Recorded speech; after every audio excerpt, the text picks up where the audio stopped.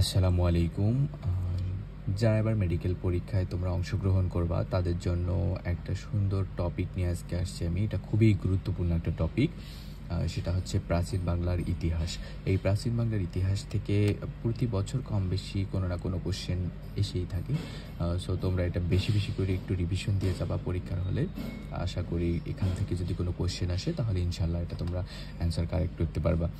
তো প্রাচীন বাংলার যে জনপদ আছে এটা তার মধ্যে একটা খুবই ইম্পর্টেন্ট। এই জনপদগুলোর মধ্যে পরীক্ষায় বারবার আসে যে প্রাচীনতম জনপদ কোনটা, ঠিক আছে?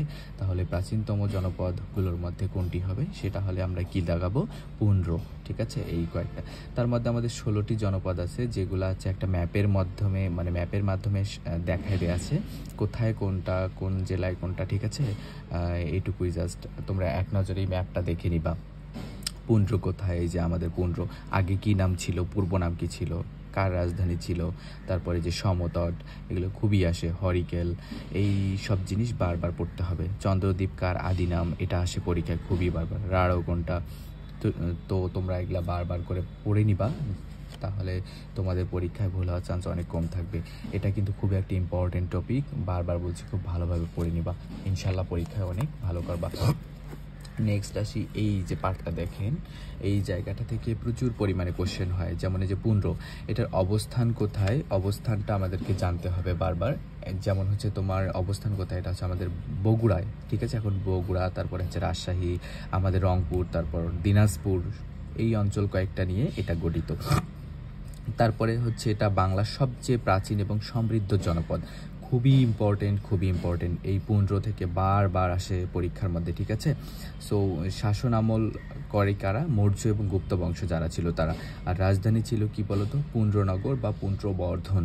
আর জড়িত নদী হচ্ছে কি? করতোয়া। আর আরেকটা জিনিস আসে পরীক্ষায় যে বগুড়া কোন নদীর তীরে অবস্থিত, বা বিভিন্ন জেলা আর কি কোন নদীর তীরে অবস্থিত। তো আশেপাশের যে নদীগুলো থাকে নর্মালি সেই নদীর নামটাই হয়ে থাকে। সো বগুড়া যেহেতু করতোয়া নদীর তীরে অবস্থিত, সো পুন্ড্র ওইটাও সেম হবে। দেন হচ্ছে তোমার বঙ্গ আমাদের কোন কোন অঞ্চল নিয়ে অবস্থিত? ঢাকা, ফরিদপুর, বরিশাল, পটুয়াখালী, ময়মনসিংহ, আর হচ্ছে কুষ্টিয়া। তারপর হচ্ছে বর্তমানে এই জনপদের অংশ ছিল কে বলতো? ঢাকা। কোনটা? ঢাকা। আর বাংলার বৃহত্তম জনপদ কোনটা? বঙ্গ। এই যে একটা জিনিস মনে রাখবা, ঠিক আছে? বাংলার সবচেয়ে প্রাচীন এবং সমৃদ্ধ জনপদ কোনটা? পুন্ড্র।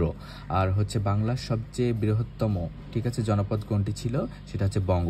এই জিনিসগুলো ভুল করা যাবে না, এইগুলো একদম ঠোঁটস্থ মুখস্থ রাখতে হবে। এটা ভুল করলেই পরীক্ষার হলে তোমার একটা কোশ্চেন অ্যান্সার মিস হয়ে যাওয়ার চান্স অনেক বেশি থেকে যাবে। সো ভালো করে এটা পড়ে নিবা, ঠিক আছে? তারপরে যে সমতট, এখানে হচ্ছে রোহিতগিরির বর্তমান নাম কি বলতো?